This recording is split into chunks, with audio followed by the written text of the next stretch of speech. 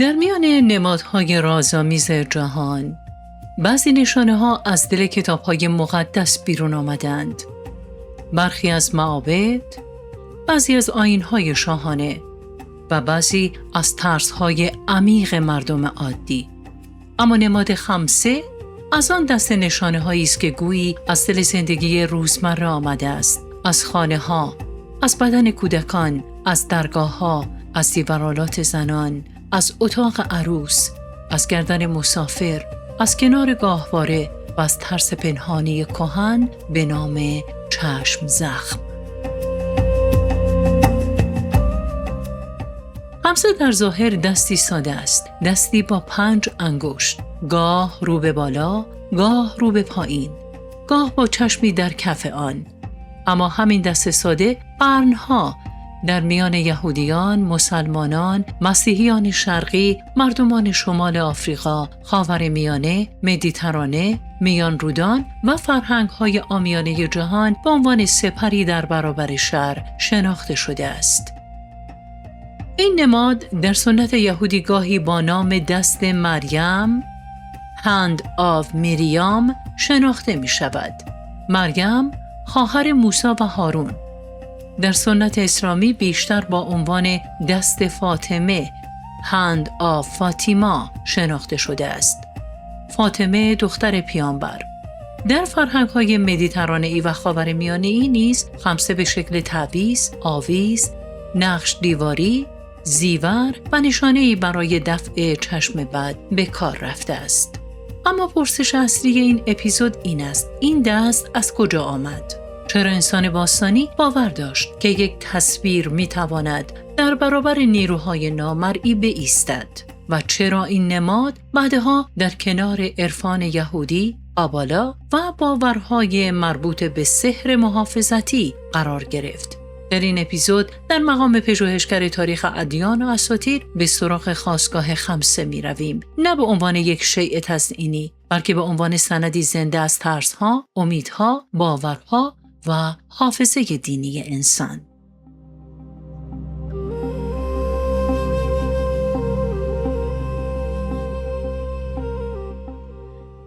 واژه خمسه از ریشه عربی و سامی عدد 5 می آید. معنی مستقیم آن 5 است. اشاره روشن به 5 انگشت دست. در عبری این نماد گاه با نام خمسا یا همسا شناخته می شود. در فرهنگ یهودی عربی به ویژه میان یهودیان سفاردی و مزراحی این واژه بسیار رایج است. سفاردی به یهودی گفته می شود که ریشه تاریخی آن به اسپانیا، پرتغال، شمال آفریقا و جهان مدیترانه باز می گردد. مزراحی به یهودیان خاورمیانه، ایران، عراق، سوریه، یمن و سرزمین‌های شرقی گفته می شود. خمسه معمولاً به شکل دستی متقارن تصویر می شود. در بسیاری از نمونه‌ها انگشت میانی در مرکز است و 2 انگشت کناری به شکلی متعادل در 2 طرف قرار می گیرد. این تقارن به نماد حالتی آیینی و غیر طبیعی می دهد. یعنی با یک دست معمولی روبرو نیستیم، بلکه با دستی نمادین مواجهیم. گاهی در کف این دست چشمی دیده می شود. این چشم یکی از مهمترین عناصر خمسه است، زیرا خمسه اساساً با باور به چشم زخم Evil Eye پیوند دارد. در زبان عبری چشم زخم را عین هارا می نامند، یعنی چشم بد یا نگاه شوم. در فرهنگ‌های باستانی نگاه انسان فقط نگاه نبود. نگاه می توانست حامل حسادت، نفرین، بیماری، بدبختی یا نیروی ویرانگر باشد. اگر کسی به زیبایی، فرزند، ثروت، محصول، دام یا موفقیت دیگری با حسادت نگاه می‌کرد، این نگاه می‌توانست آسیب بزند. از این رو انسان به نمادهایی نیاز داشت که در برابر این نگاه بایستد. خمسه یکی از همین نمادها بود. دستی گشوده در برابر نگاه آسیب زننده، چشمی بیدار در برابر چشم بد و عدد 5 به عنوان رمزی از حفاظت.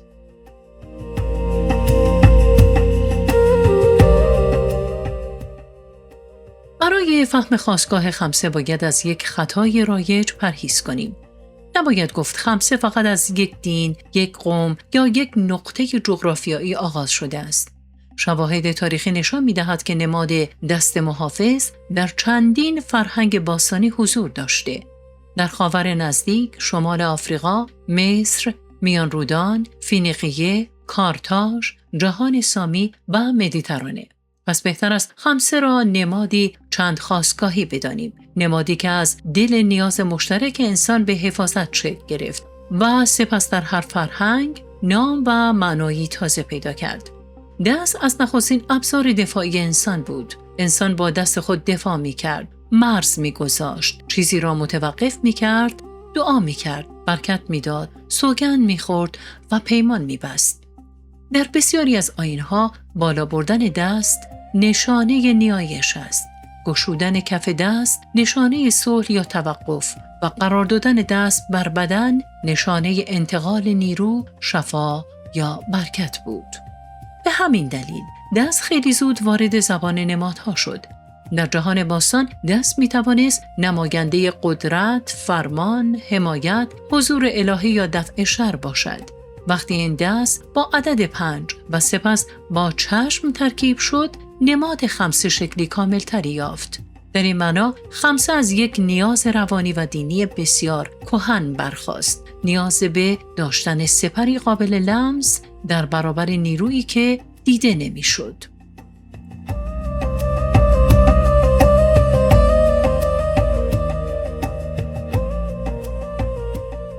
برای فهم خمسه باید ابتدا چشم زخم را بفهمیم. یکی از گسترده ترین باورهای جهان باستان است. این باور در میان رودان، مصر، یونان، روم، شام، ایران، عربستان، شمال آفریقا، هند، مدیترانه و سنت‌های یهودی و اسلامی دیده می شود. در این نگاه چشم فقط عضو بینایی نیست. چشم می تواند نیرو داشته باشد. چشم حسود می تواند برکت را خشک کند. چشم بد می تواند کودک را بیمار کند. چشم سنگین می تواند زیبایی را بشکند. چشم آلوده به حسد می تواند محصول را نابود کند یا کامیابی را به بدبختی بدل سازد. این باور از نظر انسان شناسی دینی به یک ترس اجتماعی عمیق مربوط است. ترس از حسادت دیگران. در جوامعی که ثروت، فرزند، زیبایی، باروری، دام، آب و محصول ارزش حیاتی داشتند. هر موفقیتی می توانست حسادت برانگیز باشد. حسادت هم فقط احساس نبود. در ذهن انسان باستانی حسادت می توانست به نیروی واقعی تبدیل شود. اینجاست که نمادهای محافظتی پدید می آیند. این نمادها را در اصطلاح پژوهشی آپتروپایک یا همان آپتروپاییک می نامند. یعنی نمادهایی که برای دور کردن شر، دفع خطر یا بازگرداندن نیروی آسیبزا ساخته می شوند. خمسه یک نماد آپتروپاییک بود. کار آن پرستش نیست. کار آن محافظت است. خمسه خدا نیست، معبود نیست، پیامبر نیست، بلکه سپری است میان انسان و نیروی نامرئی آسیب. پرسش مهم این است چرا انسان برای دفع چشم زخم از نماد دست استفاده کرد؟ پاسخ را باید در زبان بدن و تجربه ابتدایی انسان جستجو کرد. دست پیش از آن که نماد دینی باشد ابزار بقاست. انسان با دست خطر را عقب می‌زند.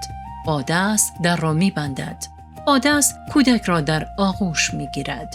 با دست غذا می‌دهد. با دست سوگند می‌خورد و با دست دعا می‌کند. در بسیاری از فرهنگ‌ها کف دست باز معنایی روشن داشت. ایست. وقتی کف دست رو به بیرون قرار می‌گیرد، بدن انسان پیامی بی کلام می‌فرستد. نزدیک نشو. مرز را رد نکن. اینجا حوزه امن من است. در سطح آیینی همین حرکت ساده به یک نشانه محافظتی تبدیل شد. خمسه دست ایستاده در برابر شر است. دستی که میگوید تا اینجا نه بیشتر. این خانه، این کودک، این بدن، این خانواده، این برکت تحت حفاظت است. به همین دلیل خمسه بیشتر در جاهایی دیده می شود که انسان احساس آسیب پذیری می کند. کنار در خانه، روی گردن نوزاد، روی لباس عروس، در اتاق خواب، در زیورآلات، در سفر یا کنار اشیایی که ارزش عاطفی و اقتصادی دارند.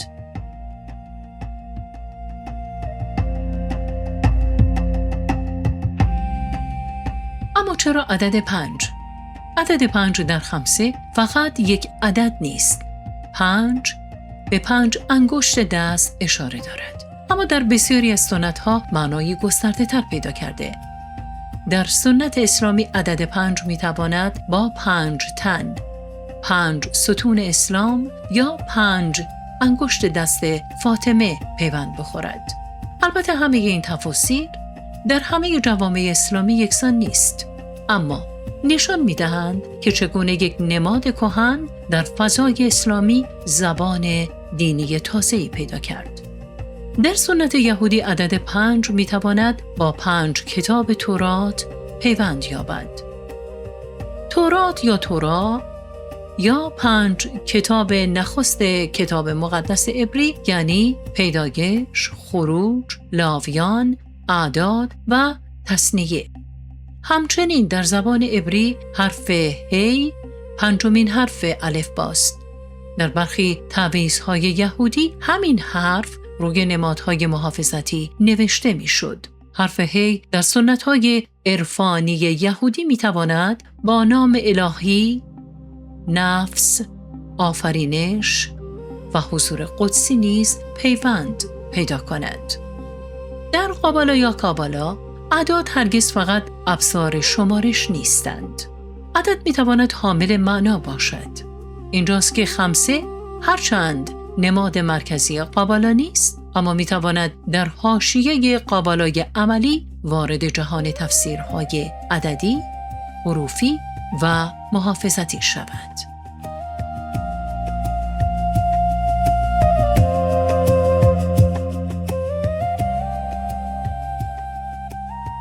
یکی از نظریات جذاب درباره ریشه خمسه پیوند آن با الهه تانیت است.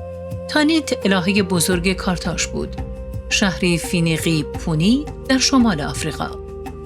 فینیقی یا فینیشیان به تمدن سامی دریانوردی گفته می شود که در سواحل شرقی مدیترانه شکوفا شد. پونیک یا پونی به شاخه کارتاژی فرهنگ فینیقی گفته می شود.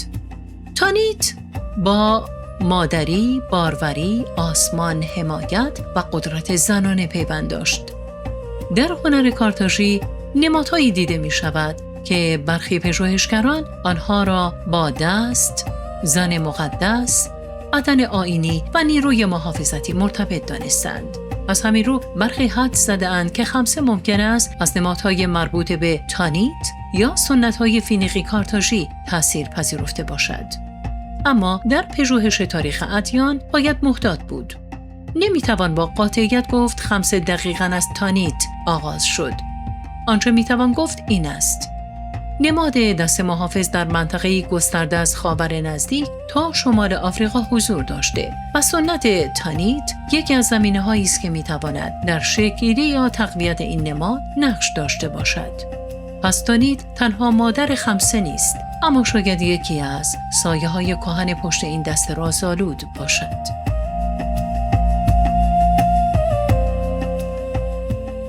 در جهان یهودی خمسه بیش از همه میان یهودیان خاورمیانه، شمال آفریقا، ایران، عراق، یمن، شام، مراکش، تونس و جوامع سفاردی رواج یافت. این همان جایی است که یهودیت با فرهنگ‌های اسلامی، عربی، بربری، ایرانی و مدیترانه‌ای تماسی نزدیک داشت.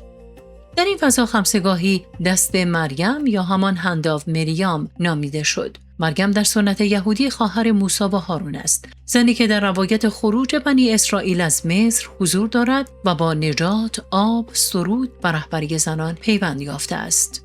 نامیدن خمسه به دست مریم یک اتفاق ساده نیست. هر دینی برای پذیرفتن یک نماد عامیانه آن را با چهره مقدس و قابل اعتماد پیوند می‌دهد. در اسلام این دست به فاطمه نسبت داده شد، در یهودیت به مریم. در برخی فضاهای مسیحی به مریم مقدس.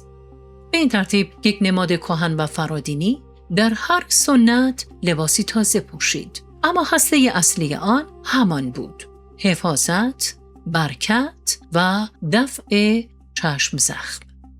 در خانه‌های یهودی خمسه‌گاه بر دیواری آویخته می‌شد. گاه روی گردنبند می‌آمد، گاه کنار آیات، نام‌های الهی یا حروف عبری قرار می‌گرفت.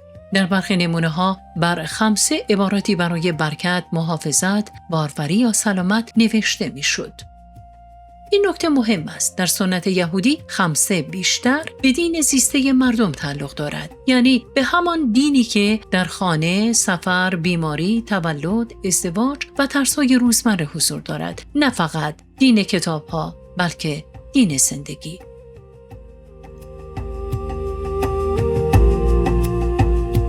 اکنون به پرسش اصلی مربوط به قابالا می‌رسیم. آیا خمسه نماد اصلی قابالا است؟ پاسخ دقیق نه.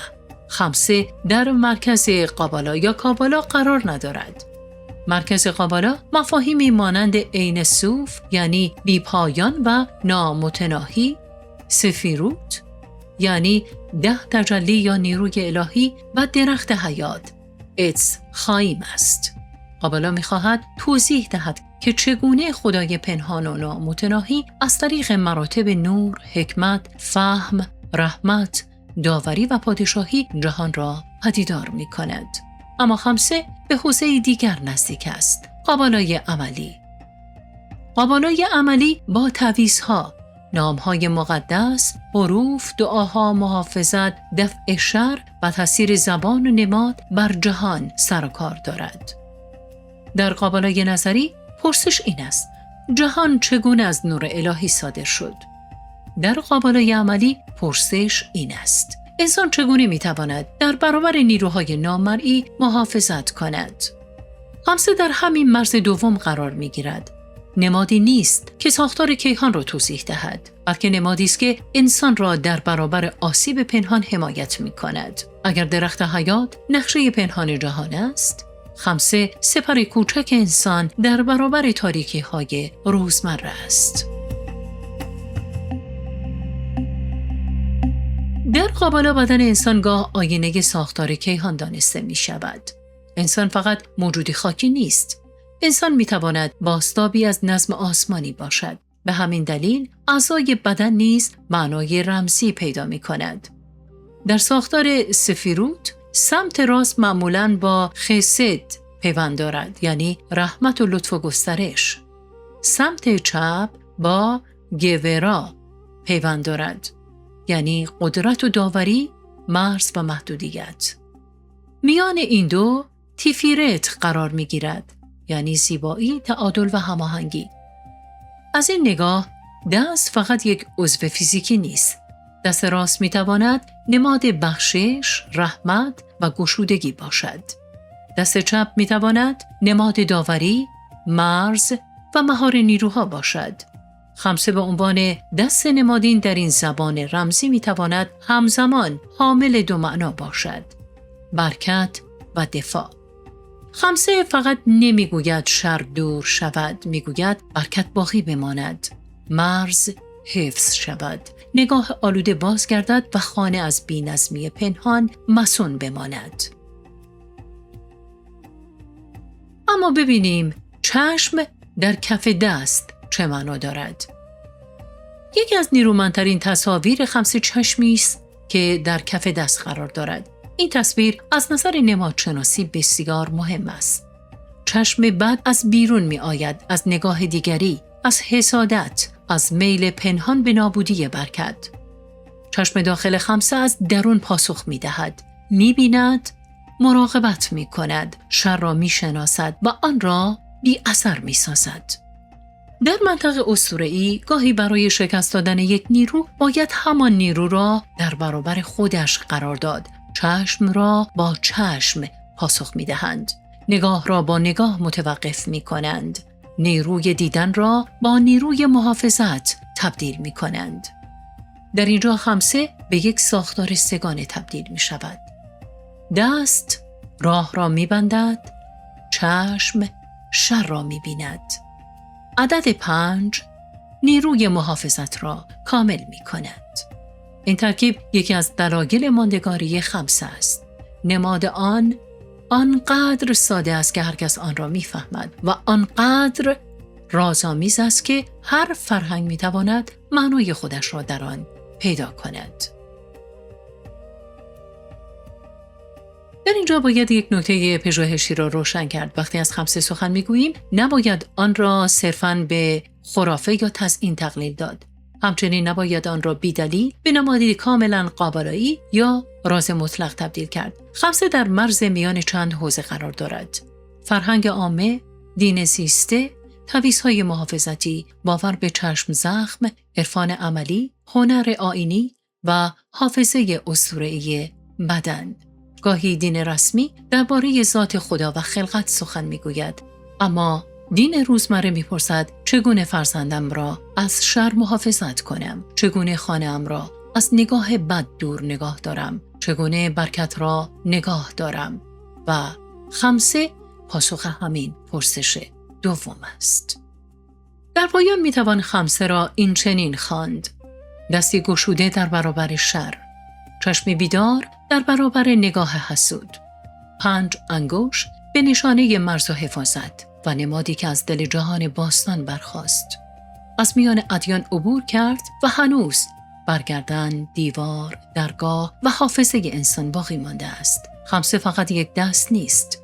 یادگار کهن‌ترین آرزوی انسان است، اینکه در برابر تاریکی‌های نادیده تنها نماند. خب عزیزان، این اپیزود هم به پایان رسید. امیدوارم که مورد توجه و عنایتتون قرار گرفته باشه. ممنون میشم با عضویت در این کانال، لایک کردن، گذاشتن کامنت های فارسی و انگلیسی و همینطور زدن هایپ و معرفی کردن این اپیزود به دیگر عزیزانتون. در ارتقاء این کانال با من همراه و همگام باشید. درود بر یکایک شما عزیزان حقیقت جو.